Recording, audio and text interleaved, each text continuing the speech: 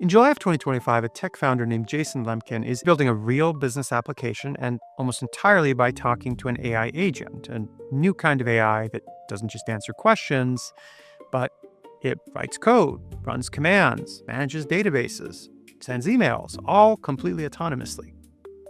He calls it the most addictive thing he's ever used. It's like having a full-time development team for the price of a few expensive lattes a month.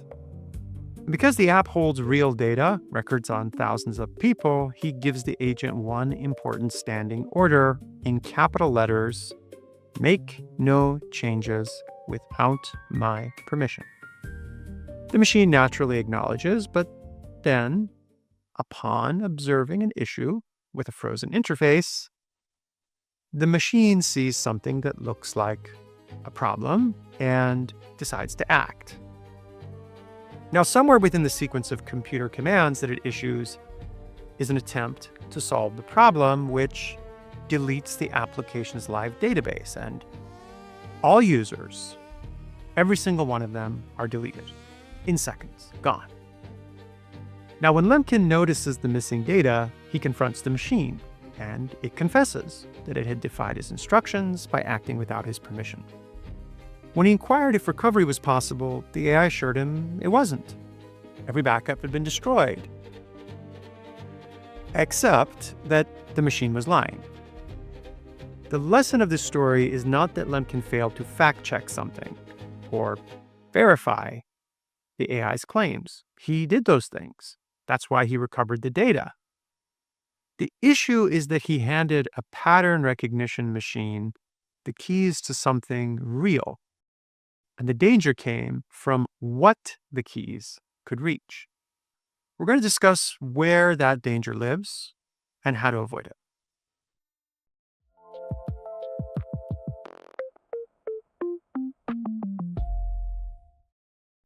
The danger of AI exists behind two doors that open when you decide to use it. The first door swings inward into the AI, captures everything that you type in, your questions, your secrets, your sensitive files. Door two swings outward from the AI to you. It's whatever systems you grant the AI access to, your computer, your email, your money. Danger exists when we let the wrong information through door one or keep door two a little too wide open. The danger from door one begins with a familiar feeling. Chatting with an AI feels private. It's like a diary. It's a quiet room, just you and the machine. Remember lecture one in 1966? That first chatbot, Eliza? It was a simple word matching trick. And yet the inventor's own secretary, who watched him build it, still asked him to leave the room so she could talk with the machine alone. See, machines have this strange way of inviting confession. But things you type into a modern AI are not a private conversation. It's a message sent across the internet to a company's computers, and depending on the services and the setting, it can sit there for years, be read by employees, and join the training data set of the machine. See, a diary has only one reader, but your conversations with AI, they've got quite the audience. So how badly can this really go? Well, you should ask Samsung. See, in early 2023, the company let engineers in its semiconductor division, that's the company's crown jewels, by the way, use ChatGPT. And within 20 days, 3 employees did something that at the surface seems perfectly natural. One pasted in code to fix a bug that happened to have some company secrets. Another pasted code that described how to measure chip defects. And a third uploaded a recording to help with some notes that happened to contain some confidential information. See, there were no hackers, no break-ins, nothing like that. Just 3 employees accidentally letting trade secrets right out their front door into the servers their company didn't control and under terms that let the data be kept. Samsung could not pull it back. So within weeks, they banned the tools outright. It goes deeper than accidents, though. OpenAI's chief executive, Sam Altman, admitted that people pour their most personal struggles into ChatGPT as if it were a therapist. But you see, the law shields what you tell a real therapist, or a real doctor, or a lawyer for that matter. But a chatbot carries no such legal shields. In a lawsuit that same year, a court ordered OpenAI to preserve users' chats, including ones that people had deleted. So the words you share with AI can be stored, they can be subpoenaed, and they can be read back to you years from now. That should give you pause when you choose what to tell the tools. So here's the rule for door number 1. What information should you let into AI? Well, treat what you type into an AI like writing on a postcard. It's useful, it's fast, it's also readable by many hands that you will never see, and for a lot longer than you might think. Before you hit enter, ask, would I be okay if this appeared on a stranger's screen with my name attached to it? If the answer is yes, type away. If the answer is no, you may want to stop. See, there are some obvious things to avoid, like passwords and account numbers, for instance. But there are also some less obvious things to avoid, like your medical details, information about your finances, your employer's codes or secrets or contracts. And there's also a category people often forget: other people's information, your friend's diagnostics, a friend's dispute. Those are not your postcards to send. Now, to be clear, I'm not suggesting you limit what you ask AI to prevent danger. Rather, I'm suggesting that you reconsider how you ask AI questions to prevent danger. You see, you can ask about a hard diagnosis without giving names and birthdays. You can debug code without providing the secret or confidential parts. Also, many services have settings limiting training and retention. You should make sure you turn those on. My goal here is not to scare you. I just want you to know that your conversations with AI are not necessarily private.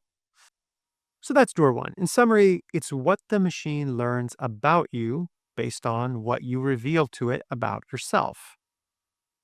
For most of AI's history, that was the whole risk, because all a chatbot could do was talk. Words in, words out. Whatever it got wrong, you stood between it and the action in the real world. But in 2025, that changed because AI stopped just talking and actually started doing. The industry calls them agents, and I actually teach a class on the topic if you're ever interested in learning more. In brief, AI agents are tools that browse the web, they fill forms, they send emails, they move files, they spend money, write code, etc. They're genuinely useful, which is why door number 2, what you let AI control, matters so much. See, an agent is an AI holding your keys. Lemkins held a live database, and you heard what happened.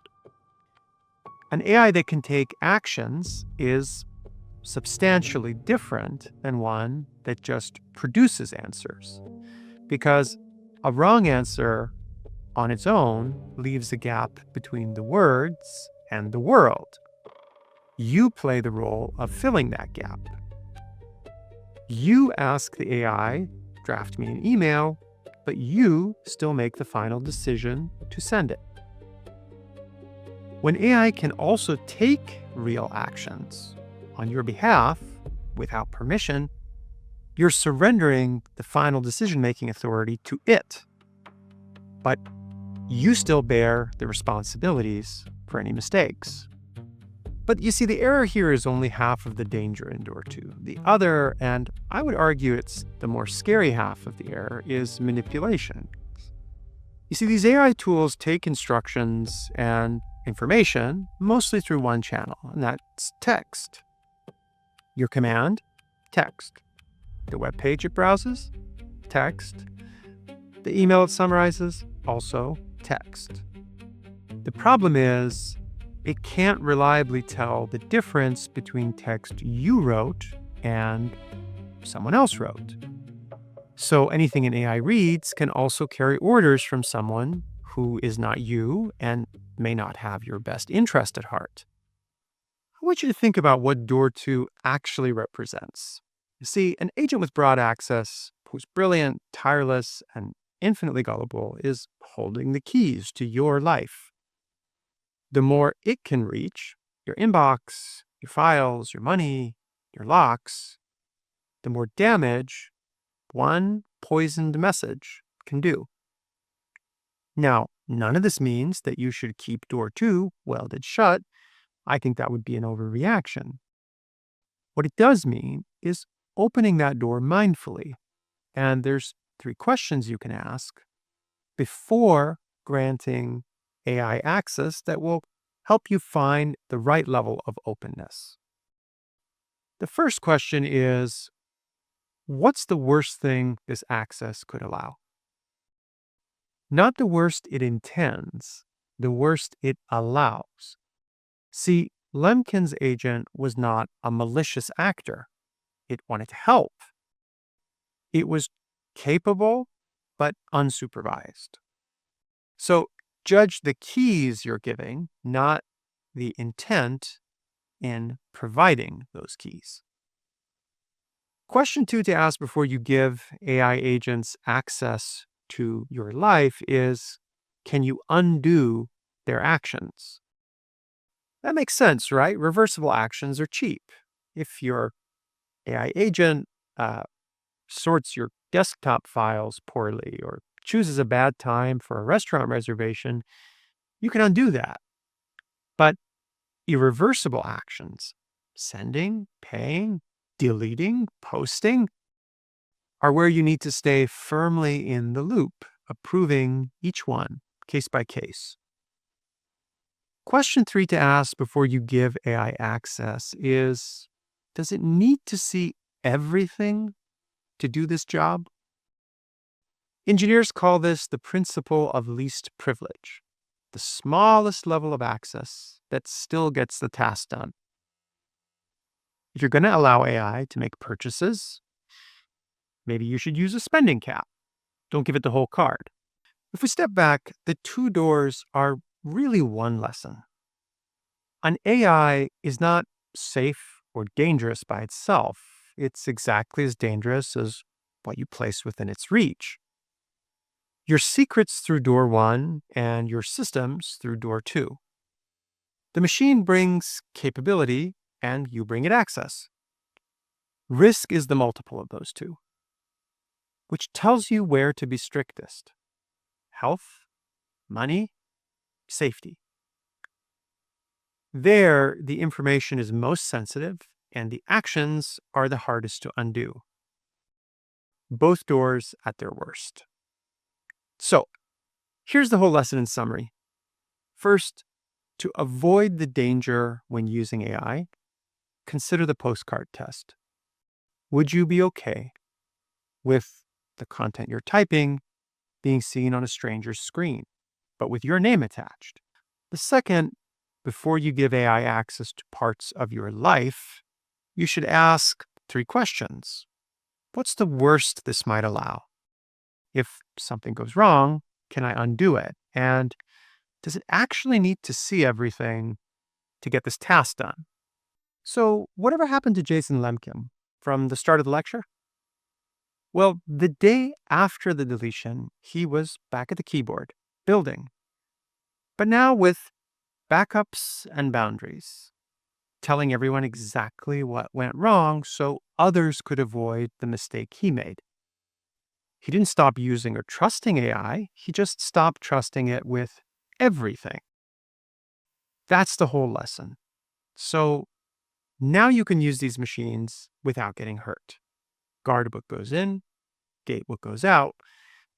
But here's a stranger question. Sometimes the AI is perfectly safe, perfectly correct, and yet still it makes the wrong choice because of what it quietly costs you. So when should you not reach for AI at all? That's the next video, and I'll see you there.